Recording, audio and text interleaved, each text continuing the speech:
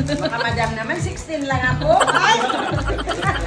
Hi guys, magandang araw. Ito nga pala yung ganap ng birthday ni tita. Na late na nga ako nang dumating kaya tapos na silang kumain. Kaya dumiretso na ako dito sa lamesa para kumuha ng pagkain. Ang daming handa at itong lechon nga agad yung aking nakikita. May crispy pata pa nga dito at marami pang iba. Pasintabi nga muna sa mga Muslim nating kaibigan dyan. Kunwari nga lang konti lang yung kinuha kong pagkain. Pero may second batch pa yan. Dito nga ay nakaredy na yung mga inumin. May wine para sa ladies drink. At dito naman ay may Jack Daniels. Solid at walang guhit yan. Pero hindi ko na alam kung anong lasa niyan. Ang tagal ko na nga din na hindi nakatikim niyan. Sobrang healthy nga pala ng mga pulutan nila dito. Nakaredy na ang lahat pero yung iinom na lang ang hindi. Dito nga ay nagsimula na sila. And cheers for another years. Sabi ko nga dito kay Chanchay, gusto kong uminom pero yung hindi nakakalasing. Kaya sabi niya yung tubig sigurado di ka malalasing nun. Kaya naganap siya ng ibang inumin. Dito naman may pinakita siyang kabayo at ayaw ko niyan at baka sipain pa ako. Ang gusto ko lang yung niyayakap lang ako. Sabi niya meron pa naman ditong iba. Nagulat nga ako ang daming beer at breezer. Kaya nanghingi na lang ako ng breezer at ito pwede pa para sa akin. Kaya cheers tayo dyan mga katropa. Iba't ibang eksena na nga dito. Kwentuhan at may kantahan. Ako naman pasimple lang dito sa lamesa para malapit sa pulutan. Nagsayawan na nga sila dito. Medyo hindi pa nga kami kompleto dyan at may mga pasok pa yung iba. Kaya si Kuya Pipoy tinakpan niya na muna yung pagkain. Ang sarap na nga ng kwentuhan nila dito ni Tito Raol at Kuya Teddy. Dito naman yung mga singer. Pasimple lang pero mga rock. Dito naman yung mga kaibigan ni Tita simula noon pa. Habang busy nga sila, si Marley bumabanat ng kanta. Pumasok na nga ako sa kusina at dito naman may ibang eksena. Ito nga si Ate Anita gustong pakantahin si Ate Lynn. Kaya sabi niya, ikaw na muna. Charot! Umupo na nga ako dito sa sala at tinabihan ko na nga itong si Marley. Parang kailan lang ang liit pa ng batang ito at ang kulit. Ngayon binata na. Dito nga ay dumating na yung little princess namin na si Worthy. Medyo nahihiya pa nga siya kaya nagtatago pa. Si Marley naman ay bumibili ng mga paninda niya. Kung akalain yung ganitong edad ni Wotwot ay business mindset na. Nagtitinda kasi siya ng mga candy at may tubig pa. Yan na muna kayo at dito na muna kami sa kusina. Parang napasubok ata ako at nagbukas pa ako ng pangalawa. Try ko nga din itong beer galing Thailand kung masarap ba. Dito nga yung mga bini natin ay kumakanta na at bumalik na nga ako dito sa loob para silipin sila. Busy nga sila dito sa tindahan ni Worthy. Tinatry kasi nila yung bagong mini popcorn machine ni Wotwot. Ang galing nga at talagang gumagana ito. Nakakatuwa nga itong bata na to at ayan na nga, tinikman na nga namin ito. Bago siya magtinda, may pre-taste muna para sa lahat at dinala niya na nga ito sa sala para mabigyan ng lahat. Ang sweet nga ng batang ito at sinubuan niya pa yung daddy niya at ang mamila niya at binigyan niya din yung tito niya at yung favorite niyang si Bini at binigyan niya din ako.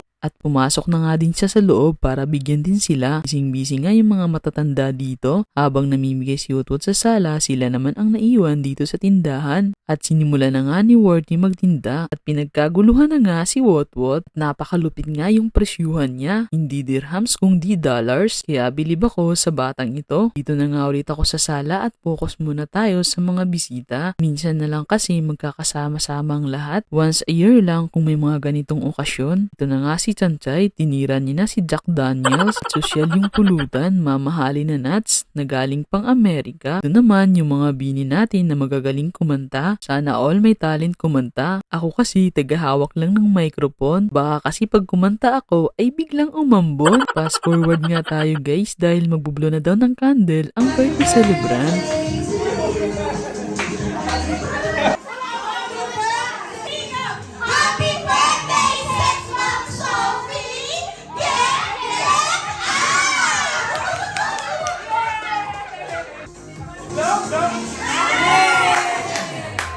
Mademoiselle.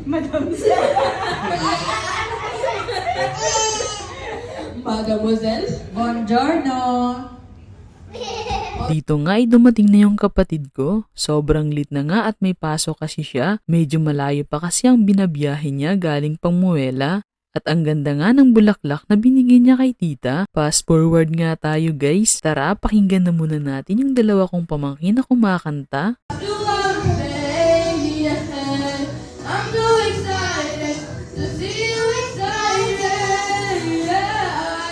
At At nagbanding na nga yung dalawang magtita at namiss nga nila yung isa't isa. Siyempre, usapang beauty salon. Kaya hayaan ko na kayo dyan. So yun lang guys, hanggang dito na lang muna. Maraming salamat sa panonood.